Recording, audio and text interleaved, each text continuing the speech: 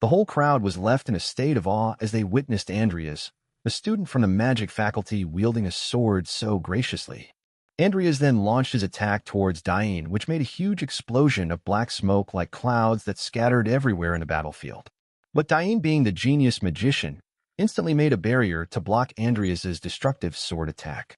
Diene had to use all of her power just to deflect a single strike from Andreas, which almost overwhelmed her.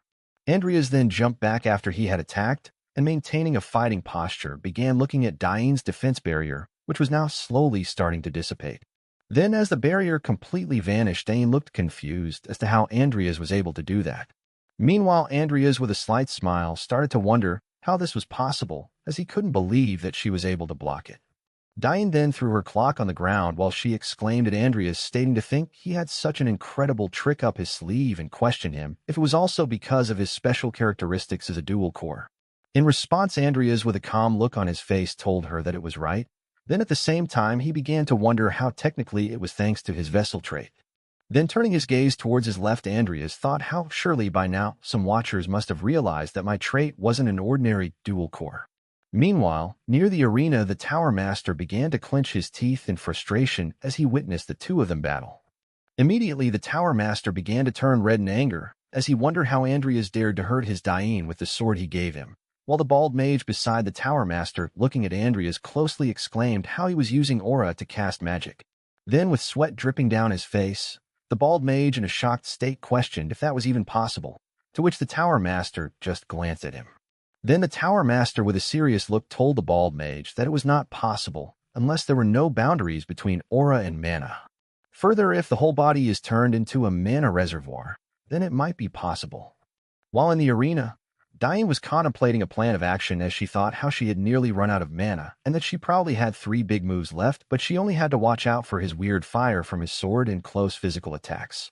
Then, clenching her fist tightly, she knew that the odds were against her in physical combat, so she must dodge them and land a decisive blow. Suddenly, her chain of thought was interrupted by Andreas, who, holding the sword covered in black aura, asked her what she was thinking so hard about in the middle of a match. In response, Diene, with a cunning smile, told Andreas that she was thinking of a way to victory. Then Andreas, also with the same cunning smile, told her he was thinking the same. Instantly adjusting his legs, Andreas got ready to launch another assault against Diene.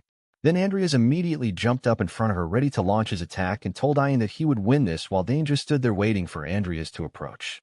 Andreas then instantly sent another sword attack towards Diene, but to his surprise, as the sword was about to touch Diene, she vanished, leaving only a purple light behind, and appeared behind Andreas. Andreas was surprised for a moment by the sudden disappearance of Diene, but something caught his eye which left him even more shocked.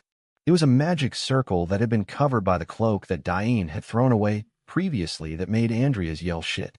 Instantly, a huge explosion occurred very close to Andreas, which was so immense that it not only destroyed the ground but also sent all the pieces scattering all around, while all Andreas could do was dodge. At the same time, Diene was already prepared to launch another attack as he gathered all her mana. Andreas, as he dodged the explosion, he noticed Diene preparing an attack. So, without any hesitation, Andreas pushed himself towards Diene. Then instantly, as Andreas reached Diene, he launched another destructive sword attack, while Diene again vanished using her spatial magic and appeared a little distance behind Andreas. Diene knew that she had to give it her all, so she prepared to use another attack with thunder magic, which had more destructive power.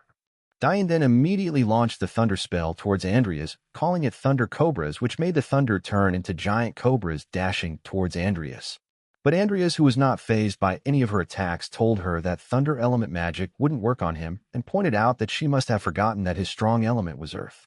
Then Andreas immediately used his spell Earth Shield, which instantly made the ground rise, blocking the path of Diene's attack, while Diene kept power all her strength into her spell. But suddenly, out of nowhere, the Earth Shield started to crumble, which left Andreas dumbfounded and confused at the same time. Then, instantly realizing his mistake, Andreas, turning his glance towards Diene's attack, exclaimed that he had messed up with his magic talent right now, and on top of that, he had kept both physical enhancement and fusion magic. Diene's Thunder Cobras immediately attacked Andreas, which left him electrified as thunder pierced through his whole body, leveling him immobilized, while all Andreas could do was scream in pain as he wondered how he wasn't able to use Earth Shield fully. But it was not over yet, as Diene, using thunder magic on one hand and fire magic on the other, claimed that Andreas let his guard down, asking if he didn't. Meanwhile, Andreas, who was still trapped by the Thunder Cobras, could not move an inch as he exclaimed, "Damn it." While looking at the huge fireball that was about to hit him, he wondered about how he was losing easily like that. But Diene, with an excited look, had finally succeeded in trapping Andreas, so clenching her fist tightly, she claimed that she had won. Instantly, as the fireball hit Andreas, a huge explosion occurred, which left all the crowd screaming in excitement, while the host announced for the match to be over as Diene had cleverly pushed Andreas out of the arena. Then Andreas, who was on one knee, looking at the tired Diene, wondered how she had enough chances to knock him out, but she decided to push me out of the arena to guarantee her victory. Andreas, then closing his eyes, thought how it was a great decision, which also seemed to him like her experience on the snowy mountain left a deep mark on her.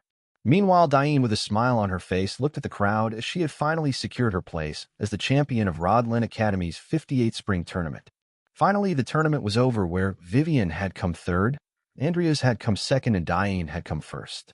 As a prize for coming second, Andreas was given a full scholarship for his students, while Diene received a full scholarship for her studies and an elixir to increase her mana reserves, and finally Vivian received a scholarship for her final year.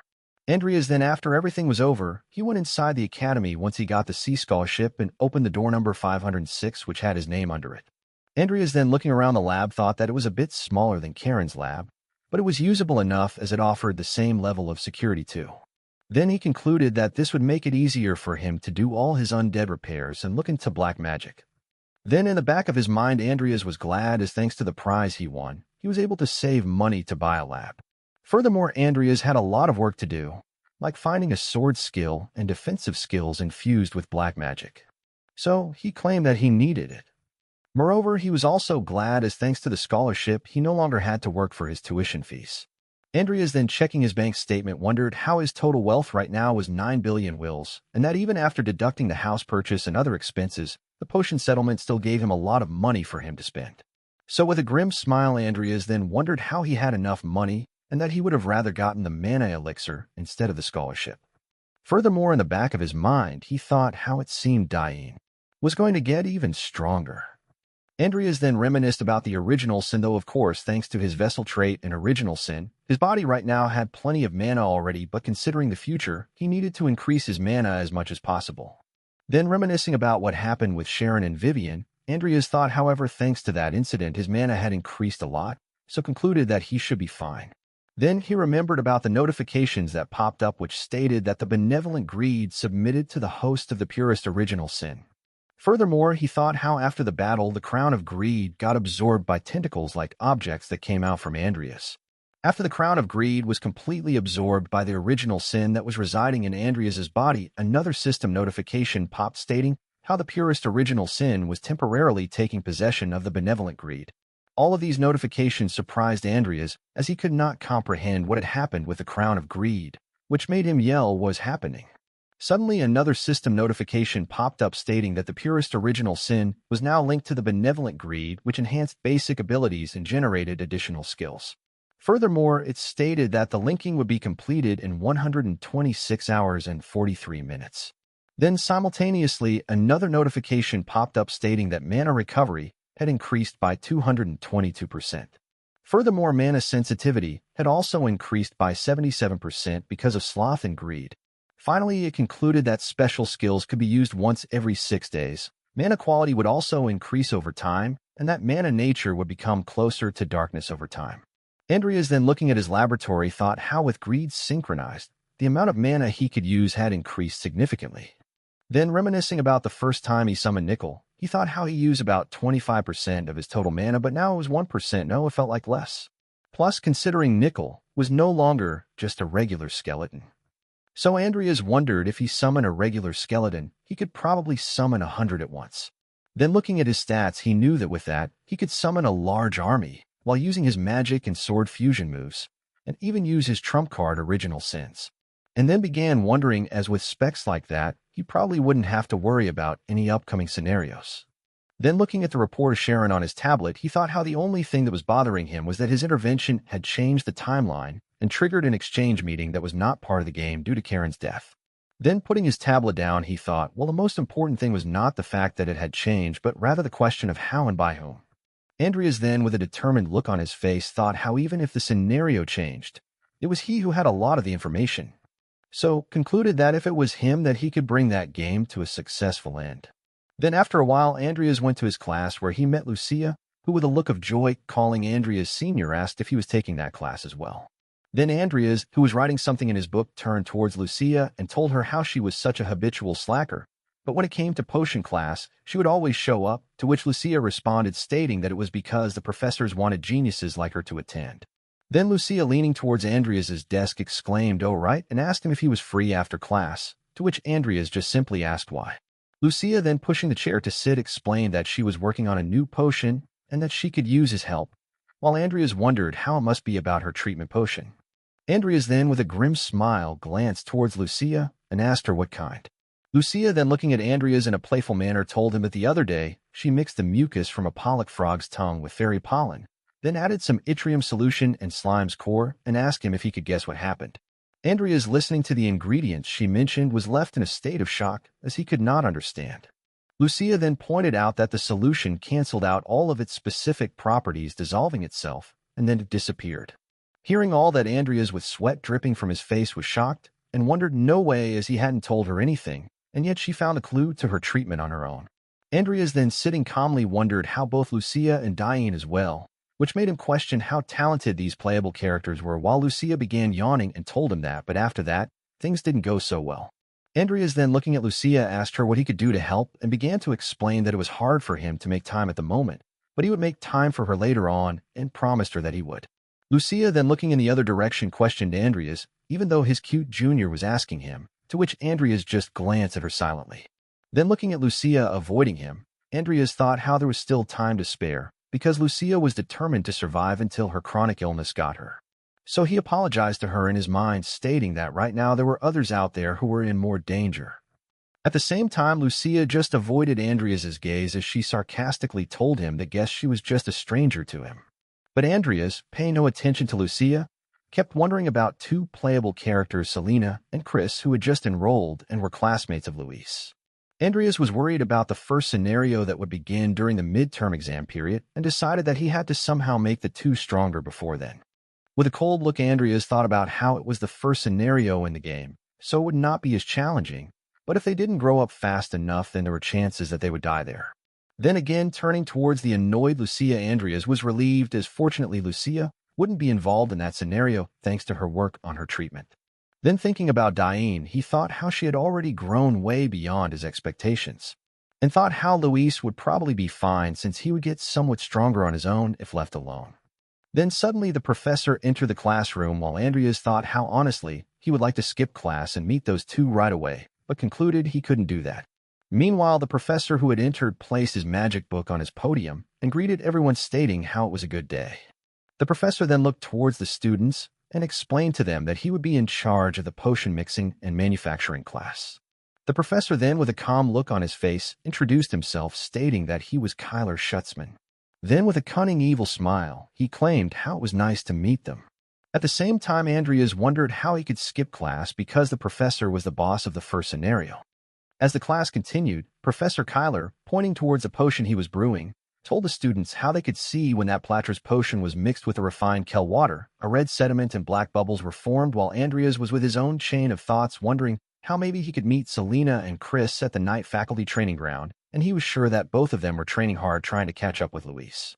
Kyler, mending his tie, picked up his book and looked towards the students, stating that concludes today's lecture, while the thing that amazed Andreas was Kyler should have already known that he was a black mage, thanks to the whole sloth mess, and yet he didn't seem particularly interested in him.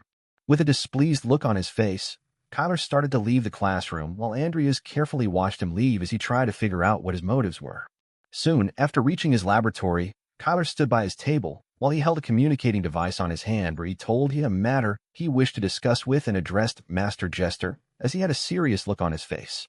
Jester, holding the device near to him, addressed Kyler and asked him what was that he wished to discuss with him. With a displeased look on his face, he reminisced about how Back stared at him and told Jester that Back Alvin was starting to be suspicious of him, so he would have to step away from the academy soon. Jester further asked Kyler if it was because of Karen's death, to which Kyler agreed, affirmatively stating how a lead on him might have been leaked from Karen's private office. Suddenly, there was a moment of silence between them, while Jester wondered how he was getting afraid. He further wondered about how Rannick as well as Hosen were also dead and the crown was missing. On top of that, Karen's screw-up had forced Kyler to withdraw. Moreover, the Acolytes had also suffered a great loss and concluded nothing was going as planned and ended his chain of thoughts as he asked Kyler when he was going to make his exit while Kyler, as he brewed a potion with a dead wild cat in front of him, held a pitch-black potion on his hand and replied very soon as an exchange meeting between Milko Academy and Rod Len was about to start. With a look of surprise, Jester asked how it was relevant while Kyler, who was pouring the pitch-black dark potion into another smaller container, told before he left, and gave a devilish look as he grinned, asking if he didn't think it would be better to crush those budding Empire youths before they started becoming trouble. Jester thought for a moment about Kyler's plan and told it was not a bad idea. Telling how he planned to make his exit in the confusion, he bid farewell to Jester for the time being, stating he would be reporting to him later.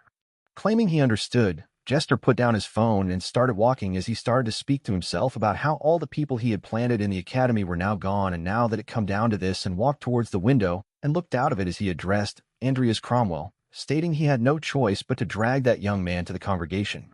Meanwhile, at the Knight Academy ground was Selena Ereshkigal, who was training rigorously as she swung her heavy sword, but the harsh training and the heavy sword seemed to have taken a toll on her body as she shook, and not able to bear the weight of the sword due to the harsh training. She rested her sword, which when rested on the floor landed with such a swift blow, due to the heavy weight of the sword. As she rested on her giant sword, she gasped as she took deep heavy breaths while Chris was still continuing his training as he swung the sword in midair swiftly. Claiming she needed to take a break, Selena peeked towards Chris, who was training rigorously, but soon gave a worried look on her face as she saw Chris, who was sweating heavily as he swung his swords with even bigger blows. With tiredness in her eyes, she addressed Chris, suggesting they should take a break as going overboard was bad for their body. Resting his sword on his shoulder, Chris Unger, with an aggravated look on his face, glanced towards Selena, asking her to worry about herself rather than him. Dragging her heavy sword through the ground, she walked towards Chris, claiming him to be such a stoic, further asking him if he didn't watch the tournament final, while Chris, who continued swinging his sword, told he didn't and that he was training. With joy in her eyes, her face brightened as she raised her finger, stating there was this incredible guy who could use a sword and magic at the same time. Finding it funny, he grinned as he looked towards Selena, telling how unloggable it was, further asking Selena if she was telling him that a half-wit who couldn't even master one thing made it to the finals and continued with his training, claiming he was right not to watch it, while Selena replied back saying he could say that only because he didn't watch it. While Chris continued his training, Selena told him how she heard that Luis also recognized that senior's ability. Chris smirked as he asked Selena if Luis recognized such a mongrel, further claiming how it looked like that guy didn't have an eye, and Selena was too stunned to hear such things from Chris, while Andreas was slowly coming towards them. Abruptly, with a nervous look on their face, they glanced backwards as they heard someone say for a freshman to trash talk a senior he had never met before. Folding his hands and resting one of them on his chin, he told how it was not good, while Selena, who recognized Andreas, was caught in a state of surprise.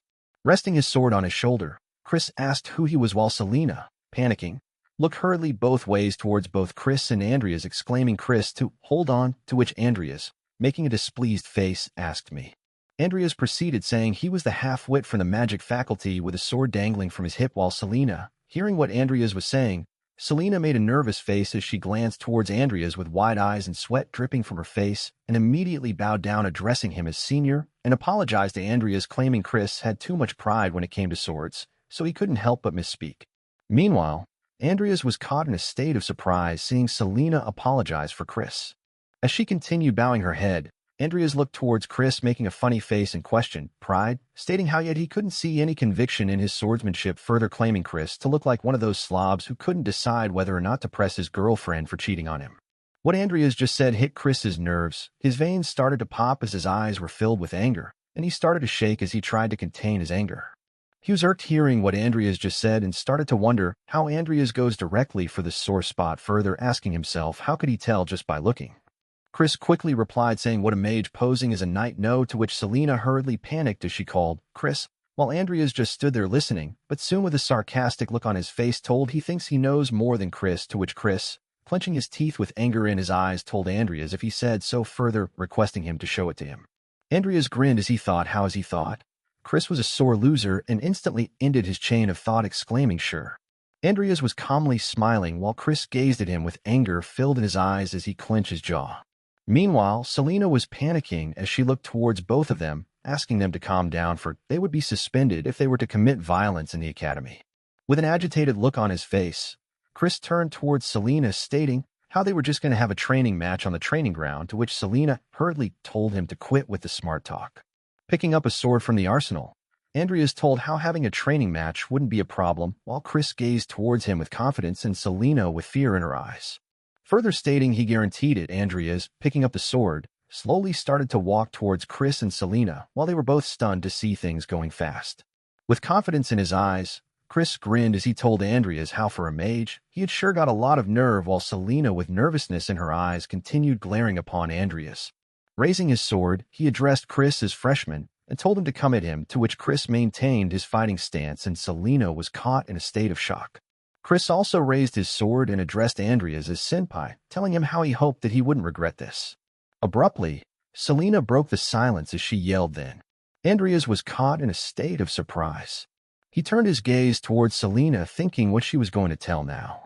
To his surprise, Selena, with joy in her eyes, was excited as she told Andreas, "Me too," further asking if she could have a match with him as well, further stating that to be able to fight a mongrel who could use aura and mana at the same time, and quickly corrected herself, saying she meant to fight another person is such a rare opportunity, while Chris was looking towards Selena with a look of surprise as just now she was telling both of them not to fight, but now she wanted a duel as well. Looking towards Selena, Andreas told her to get ready because it would be her turn after Chris. Her eyes widened as she started to smile and started to nervously sweat as she asked back to Andreas with a huh, because she couldn't believe it. Abruptly, glancing towards Selena, Chris smiled as he apologized to Selena, claiming how there won't be a turn for her, to which Selena stared back at him, stunned seeing his confidence. Instantly, he leaped forward so swiftly that a gush of wind appeared, leaving Selena stunned seeing such great speed of Chris.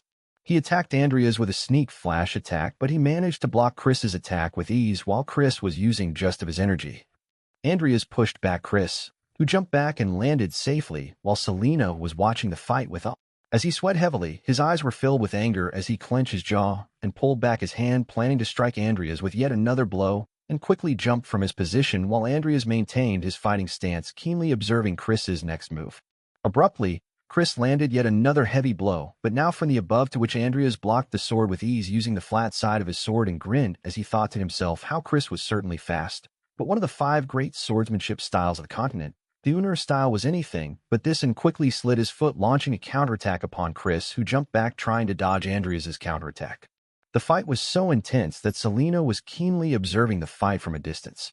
Chris was quick, but Andreas was quicker. He had instantly reached beside Chris, who was too stunned to see how quick Andreas was. Meanwhile, Andreas was thinking how Chris's style to advance the game was by specializing in this swordsmanship, and quickly landed yet another fatal blow on Chris, which he took heavily, while Andreas, in the back of his mind, was thinking how the way he was right now, he was not using the Uner style at all. A style that made the most of speed to draw an ever-changing sword stroke. The blow was so fatal that Chris was sent flying on the ground, while Selena, panicking seeing Chris loose with Andreas, quickly called him Chris.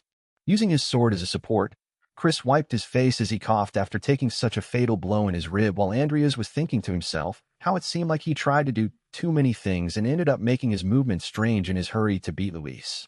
Andreas started to infuse his sword with mana as he thought he would use this opportunity to set him in the right direction, and raised his mana-infused sword, which was glowing and emitting blue mana, as he looked towards Chris, ordering him to stop fooling around and to give it his all.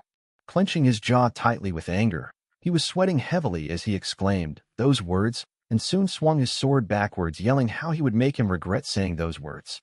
Abruptly, he leaped forward towards Andreas, yelling, "Sword howls!" and swung his sword so fiercely that the speed he used to swing so fast that the sword started to glow brightly, and multiple swords could be seen due to his quick speed, while Andreas stood calmly as he held his sword forward. With wide eyes filled with anger, Chris jumped towards Andreas, yelling, "Sword howls!" while Andreas, with calmness in his eyes and face, maintained his fighting stance. Soon, a huge explosion occurred. It was Andreas, who with his sword glowing bright blue, had successfully managed to destroy Chris's sword, who was too stunned to see Andreas's true power, while his swords broke and shattered while pieces flew everywhere. As the leftover pieces of the sword flew everywhere, Andreas asked Chris if he called that Uner-style swordsmanship, while Chris was caught in a state of surprise as he not only lost but got his sword shattered easily. Chris dropped what was left of his sword while Andreas asked him if he really thought he could become strong just by picking the best of everything. Turning backwards, he glanced towards Chris as he told him to keep following his own path without any doubts, and that is the right way.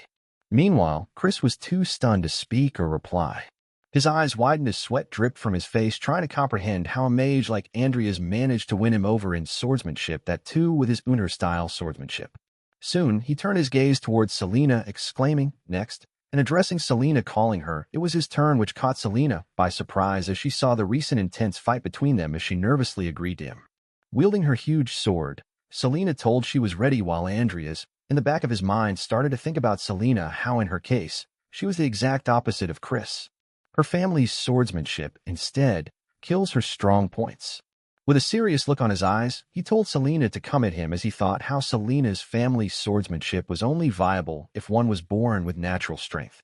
In other words, it was not suitable for her, who lacked the necessary strength. With eyes determined to win, she leaped forward, carrying her humongous sword as she yelled, "Here she came," to which Andreas grinned as he thought how good it was ordering her to come at him, because he had got a ton of things he wanted to teach her as well.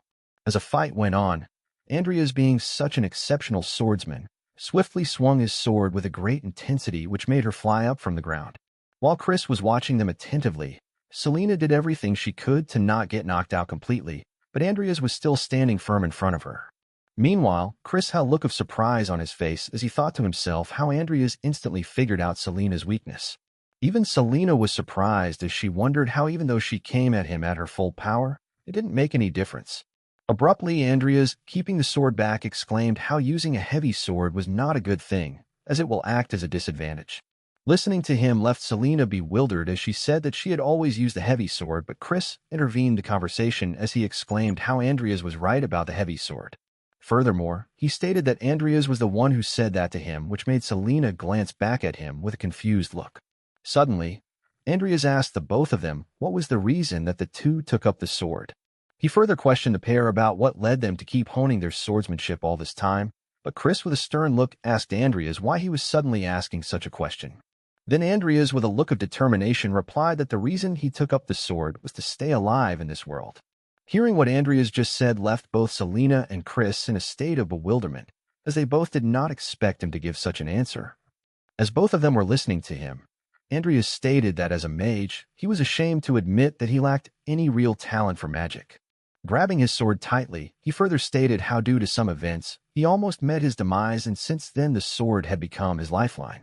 Then Andreas, with a cold look, told them how the two who dedicated half their lives to the sword had been easily beaten by him, further asking them if they realized what that meant. While Chris couldn't get an answer to the question Andreas just asked, Selena quickly answered if the reason was because of a difference in talent. But Andreas immediately replied that she was wrong, and the reason was that they haven't faced their swords yet, which left both Chris and Selena speechless. Chris seemed like he was starting to understand what Andreas was trying to explain as he asked them if they wielded their sword just to beat someone else, or if they wielded the sword out of sheer pride, even though it didn't suit them. Andreas further stated that he will continue to wield his sword to keep on living. And with a determined look on his face, Andreas questioned to both of them what was the reason for them to wield their swords. Suddenly, Andreas turned back and started walking away as he told them to think about it, and when they found out the answer, he asked them to come to meet him, as he was prepared to take them on any time they wanted, while both Chris and Selena were still speechless, trying to comprehend the whole thing. As Andreas was making his way out of the training ground, one of them broke their silence, yelling out, "Senior Andreas," which made Andreas stop immediately. It was Chris, with a determined look, who was right behind him, as he exclaimed that he would definitely challenge him again. Hearing what Chris just said brought a smile on Andreas's face as he replied that he was looking forward to it. 1 week later, at the Rodlin Academy Administration Building, there were students who were making their way inside the building. Even Vivienne was present there, as she was wondering about Andreas being late, while the other students were looking at her in excitement. Suddenly, Vivienne grabbed her sword and took it out, which left all the students who were excited to see her terrified, as they were not expecting that. But the reason she took the sword was to use it as a mirror, while she was thinking that maybe she should try smiling like Lucia when she meets Andreas. She then tried smiling, looking at the sword, asking herself if this was the way she should smile. But then her expression changed as she was a bit sad, thinking how she was not cute enough. Meanwhile, Andreas, who made his way to the administration building, had a look of confusion, watching Vivienne with her sword out, which made him call out Vivienne. As soon as she heard Andreas, She immediately put her sword back and uttered some words, but Andreas asked her what she was doing as the orientation was about to start. Suddenly, she had a look of shyness as she replied that she was only waiting for him so that they could go to the orientation together. Listening to her brought a smile to Andreas's face as he exclaimed that they should go inside now, but Vivienne seemed like she was thinking about something. As Andreas was walking inside, Vivienne unexpectedly grabbed his robe tightly and called Andreas. Andreas gave a quick glance back at her with a look of confusion and asked her what was. Then Vivienne, with a smile on her face, wished him good afternoon. Meanwhile, Andreas looked surprised as he was not expecting her to act in this way. But Andreas then, with a smile on his face, also wished her good afternoon. In the meantime, inside the administration building, there were a lot of students from different faculties present. Even Selena and Chris were there inside the building, having a conversation with Luis. Selena looked excited as she told Luis how Senior Andreas beat Chris and how Luis should have been present to witness that, but Chris, who looked annoyed, told her to stop babbling it all to Luis. While Tadlon was also present there wondering about something, Andreas and Vivienne finally made their way inside the building. Andreas had a quick look at all the students there as he told Vivienne how, except them, everybody else was a high achiever, and it also seemed the freshmen were there based on their entrance grades, while also wondering how he expected Lucia to not be present there. Suddenly, someone called Andreas, which made both Andreas and Vivienne look in that direction. It was none other than Diene Alvin herself, who had a look of excitement as she asked him if he came together with Vivienne. Then Andreas replied that he met Vivienne outside, and he also stated that it looked like the students from Milko Academy hadn't arrived yet, to which Diene told him that this was an agreement between the two academies, so she was sure they would come soon. Meanwhile, with her hand raised, Vivienne also wished Diene good afternoon. Suddenly, their conversation was interrupted, but a group of students who were wearing a red robe around them, as the one in the front, in an arrogant manner, said that Rodlin Academy sure had a lot of cuties. He was Grace Malon, who was Milko Academy's director's delegate. Then Grace, with a big smile on his face, asked Diene when she would come to him and be his wife. While Andreas was trying to recognize the person, Diene, with a stern look, told Grace that he was acting all arrogant and to also stop acting all familiar with her. She then called him a disgusting person and told him not to talk with her again. Listening to her insults, Grace told her that she was not getting any man with that kind of attitude, while Diene turned away from him with a look of disgust. Abruptly, Vivienne, who had a confused look, asked Diene if she was really getting married, to which Diene, with an angry look, immediately said no, as he was the son of Milko Academy's director, and that she had met him a few times as a child when her father brought her along. While Andreas still didn't utter a word, Vivienne gave a look at Grace and stated that he was a weird pig. Suddenly, Grace approached both Vivienne and Diene, calling them cuties, and asked them if any one of them were interested in him. He then tried to fix his hair and asked them if they can go out on a date tonight, but hearing this left Diene fuming in anger, while Vivienne quickly grabbed her sword. But there was a sudden announcement wishing the students of Rodlin and Milko good afternoon. Grace gave a glance at the direction from where the announcement was being made, stating how things were going well, and they ruined it, while Diene, who was still fuming, said that he just got life spared and also called him a pig. As the students gathered near the announcer, he continued, stating that over the coming week, they will be holding a series of exchange meetings where the students will have the chance to develop their skills in friendly competition with each other. He told the students that to start, they should first line up according to their faculty, regardless of affiliation, further telling the night faculty to line up on the left and the magic faculty on the right, which brought a sudden change in Vivienne's expression. With a look of sadness, he told him that she wished they could have stayed together. Hearing this made Andreas giggle, while Diene gave a look at Vivienne. Suddenly got a thought on his mind, wondering that on the next day, the exchange meeting, an event he never knew about, was going to begin. In the meantime, at the exchange meeting, the professor began with a course as he had brought a blue magic circle spell, explaining to the students that if they inscribed a reversal spell on the spells related to rotation, the professor showed the result of doing that, as the blue magic circle spell had suddenly enveloped into green like flames with ancient inscriptions around it. Then he told the students to try to draw the magic circle themselves, while the students present were watching him attentively. Even Grace was present in the class, but Andreas, who looked bored, was thinking carefully about the magic circle. He further thought that it was a subject Ketchlung excels at as he looked at the guy to his right, wondering that he was Ketchlung Vialga, a playable character who was a powerhouse when it came to supportive magic and magic circles. Suddenly, Kecklin noticed that Andreas was looking at him, so he nervously asked him if something was wrong. Then Andreas, with a smile on his face, introduced himself and told him that they should get along for the whole week. Kecklin immediately raised his hand and shook it with Andreas introducing himself, to which Andreas replied that it was nice to meet him.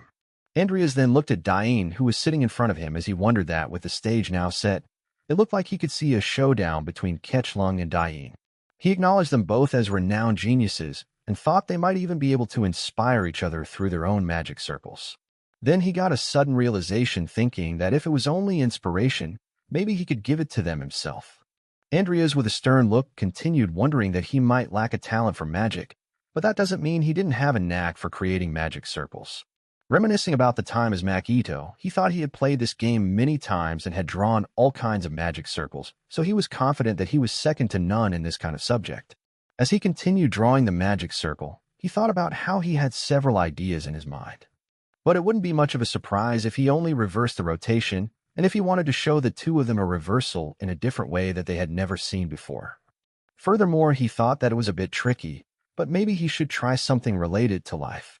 His thought process was suddenly broken as a yellow color magic circle started enveloping around him. He was amazed watching it as he asked himself how many spells were there. The one who completed the magic circle was none other than Diene herself. All the students were shocked to witness such a huge magic circle, while Andreas thought he expected this from Diene Alvin, as she was beyond a student.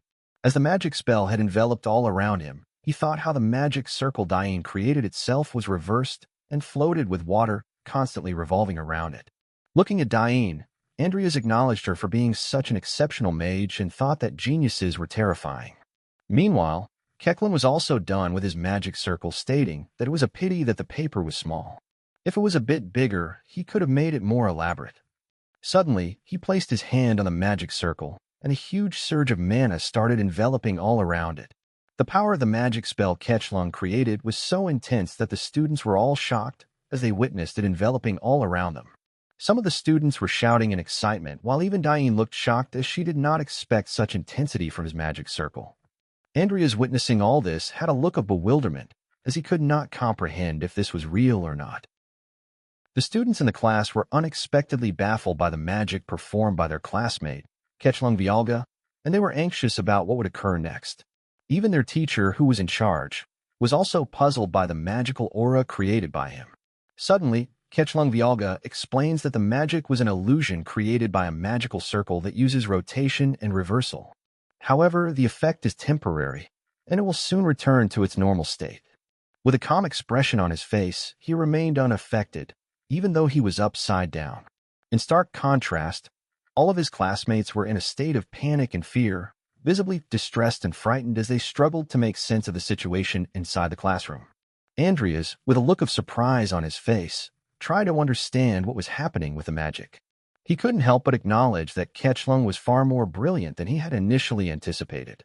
Suddenly, the magic Kecklin had performed faded, as its effect was short-lived.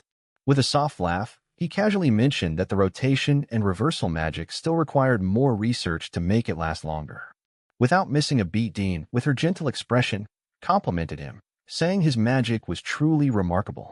In response, Kecklin smiled and returned the praise, saying her abilities were just as impressive. Andreas glanced sideways at Kecklin and remarked, even Diene can't match him when it comes to magic circles, and what really makes this game fascinating is how every character has their own distinct and unique talent. Lucia, known for her resilience in overcoming a life-threatening illness, excels in combat magic, making her one of the strongest in that field. Kecklin, on the other hand, dominates in support magic and the mastery of magical circles, proving to be unbeatable in his domain. Then there's Diene, a powerhouse with her unparalleled time-space magic. Her abilities are so formidable that she's often regarded as one of the cheat characters in the Deadly Sin. The class instructor suddenly says, "Both of them have shown us their incredible magic circles. Now, let's see what the rest of you have in store for us."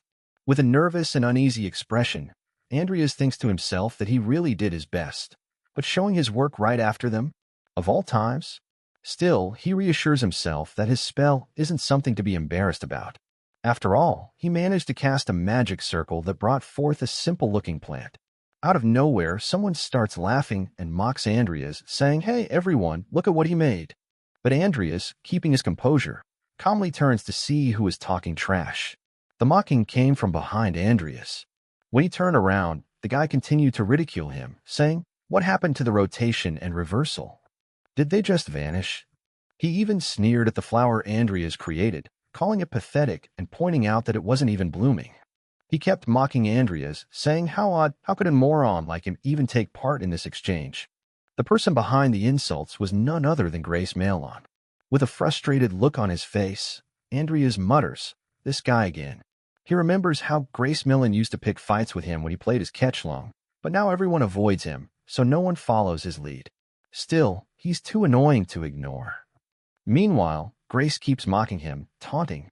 It really shows how far Rod Lin has fallen. All of a sudden, a loud voice came from the side. It was Ketchlong, clearly surprised as he stared at the plant that Andreas had summoned through his magic circle. With a puzzled look on his face, Ketchlong expressed his amazement, saying he'd never seen magic like that before. At the same time, Grace Millen seemed just as confused by Ketchlong's words. With a mocking tone but a surprised expression, Grace says to Ketchlong, "Huh? Are you blind? Everyone can see it's just an ordinary flower." Diene, standing up from her seat, speaks up for Andreas and shouts at Grace, telling him that he's the one who should take a better look. With a sharp, almost dazzling look in her eyes, Diene mocks Grace, saying he wouldn't even understand the form or type of spell being used here anyway. With a silent and serious expression, Andreas thinks to himself that they would need to be on Diene and Ketchlong's level to truly understand how the magic circle works. Suddenly, Ketchlong asks Andreas for permission to explain it to everyone, and without hesitation, Andreas gives him the go-ahead. Ketchlong begins to explain, saying that at first glance, it seems like a simple flower made using nature and life formulas, but there's more to it. Along with those two, time and rotation formulas are also applied to complete the cycle of life spell. By integrating the reversal formula, a flower that is both fresh and withered is brought to life. The exchange class instructor was genuinely impressed by Ketchlong's explanation and let out a soft laugh, while the other students remained confused about the magic. Grace, on the other hand, was visibly disappointed and furious after hearing the explanation. Meanwhile, one of the students seemed deep in thought, glancing subtly at Malon as if something was brewing in his mind. Diene approaches the flower with a smile and, while examining it, begins to back up Ketchlong's explanation. She says, to put it simply, the flower exists in a state of both life and death, and by surpassing the limits of rotation and reversal, he's created a contradiction. She adds that, beyond everything else, there's also life present. Andreas glances at Diene and thinks to himself that both of them explained it perfectly. Andreas deep inside thinks that it's partly because he is a necromancer that it was easier for him to put together spells that had to do with life. However, it was a little harder to make it work without using black magic. Ketchlong interrupts Andreas' thoughts, gazing at the flower and remarking that the more he looks at it, the more he wants to study it. With a slight smile, Andreas states that it's a result of him wondering how to put a contradiction in it. Suddenly, Diene with a confident look asks, "By the way, Malon, you must have something spectacular to show us, don't you?" In response, Malon nervously told her, of course. Then Malon instantly began channeling his mana in his hands while he explained how it would be incomparable to all of theirs, to which all of them just looked at Malon in confusion. Instantly, a magic ball-like object began to fly above them that had purple mana and yellow spell surrounding it, which looked like the spell was unstable. All the students present there were shocked at the sudden turn of events, and one of them exclaimed that it was wrong while paying close attention to the magic that Malon had used, which looked unstable. Malon, then holding his unstable magic, gave a nervous look, while his friend sitting beside him asked if it was all right. Malon knew that he had failed, and with sweat dripping all over his face, all he could do was wish that no one had noticed, to which Diene, with a concerned look on her face, asked Malon what that was, as all he did was imitate her magic circle. Furious at the sudden accusation, Malon, clenching his fists tightly, asked Diene what proof she had to claim that he had imitated her, to which Diene just exhaled in annoyance while Andreas in the back of his mind complimented Diene, stating nice one. Then Diene explained that except for the elemental formula, the composition was exactly the same as hers. Then instantly, as the magic spell of Malon started to be more unstable, Diene exclaimed, "Oh," and pointed out that what was more was that he seemed to have used the wrong levitation magic formula. So Diene asked he did not see it because he was too far away. Malon had no option left as he started to yell at them, stating that it was nonsense, but to his surprise, the unstable magic spell that he had launched came closer to him, and instantly his hair had caught on fire. Malon could not stop panicking as his hair had caught fire. All he could do was yell fire and call for help, as he could not do anything that would work. Diene, then looking at all the things that happened, gave a very annoyed look and claimed that Maelon was really a hopeless man. Diene then immediately casted a spell that made the fire on his head go away, while telling Maelon that he was such a pain. Maelon, being the idiot, he was started to sweat all over his face, calling for Diene, and claimed that she must have tampered with his formula. Instantly, the professor who was witnessing all this called him hey, and told him to be quiet. But to no avail, the professor's words couldn't reach Maelon, as he was already full of rage and anger, and began channeling mana into his hands. Then calling Diene a bitch, he asked her how she dared to make a fool of him. But suddenly Maelon felt something that sent shivers down his spine, and all he could do was open his eyes wide open in shock. Not only Maelon, but everyone present there, as well as Diene, felt the immense pressure that was directed towards Maelon and was left in a state of confusion. It was none other than Andreas, who was emitting a strong aura that terrified Maelon, who had already prepared a magic spell on his hands. Andreas then, with a scary look and deadly glance at Maelon, threatened him to put his hand down unless he wanted to be cut down. Not just Maelon, but all the other students that were surrounding Andreas were also terrified and glanced at Andreas, while Maelon wondered what was with him. But Maelon knew that if he did not do as Andreas told him to, he would most definitely be killed. So he hurriedly sat on his seat. Andreas then told Maelon to stay out of trouble during that exchange, but quickly dismissed that and told him no, explaining that even after he got back to Milko, he needed to stop acting all big and behave himself. Hearing the threats, all Maelon felt was humiliation and frustration, which made him bite his own lips in anger. Meanwhile, all the students were paying close attention to everything that was happening, while suddenly Maelon exclaimed, "Damn it." Maelon then began running out of the class, as he had never felt this kind of embarrassment before. Maelon then ran down and went out of the classroom, making everyone puzzled as the professor tried calling him, saying hey. Meanwhile, Andreas, with a cold look on his face, wondered how there was no way that fool would behave just by that, and decided that he would have to teach him a few pains later. Abruptly, a student got up from his seat and pointed towards the door and told the professor that he would check up on him, to which the professor just agreed to his statement, saying sure. Then Andreas, looking at the student who was concerned about Maelon, thought how that guy looked familiar. At the same time, in the hallway where Maelon was, all he could do was yell "damn it" in frustration toward them all. Maelon's face then turned red with sweat dripping all over as he screamed that it was all those two's fault that he was treated that way. Furthermore, they made a fool of him. So he yelled that he would kill them and began swearing, stating that he would kill them all. Then, as Maelon was venting his anger, stating how it pissed him off, the student who followed him called out his name, Grace Maelon. Maelon instantly became wary and turning around in fear, thinking it was Andreas, and immediately replied that it was a misunderstanding. While the other students, bowing his head with a smile, told Maelon that he thought that he had confused him with someone else, to which Maelon just looked at him in surprise as he did not recognize him. Then Maelon, trying to recognize who he could be, asked him who he was. In response, the student told Maelon that he was Antonio Holt, a final-year student at Rodlin, and that he was a personal apprentice of Professor Kyler in potion making. Then, with a cunning look, Antonio told Maelon that earlier he saw that he was being embarrassed by his disrespectful juniors, so he came to show him something that might help him. Then Maelon, with a puzzled look, hearing what Antonio just said, asked him what he said, while Antonio just looked around to see if anyone was watching them. Then Antonio, taking out a potion, told Maelon that his professor had created a potion that temporarily improved physical strength and mana, but however there were some side effects, such as a temporary loss of taste, and to remedy that, he was currently looking for people to take part in a clinical trial. Then Antonio handed the potion to Maelon, while Maelon questioned him if it hadn't been commercialized just because of that. Antonio then, with an evil, grim smile, asked him to please give it a try, as he was sure he could easily overpower those rude juniors he mentioned earlier.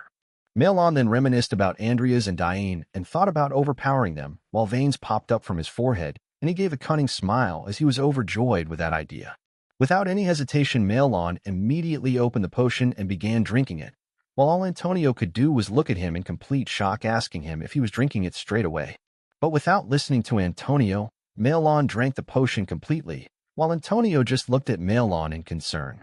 Then Antonio, with a cunning look, asked Maelon how the potion was. On the other hand, Maelon's eyes had turned black and veins were popping out from his forehead as he wondered how his mana was overflowing. Maelon then immediately used a fireball spell and figured out that his physical vigor was tremendous too. Then Antonio looked at Maelon with concern, while Maelon was excited by his newfound power and was planning his revenge.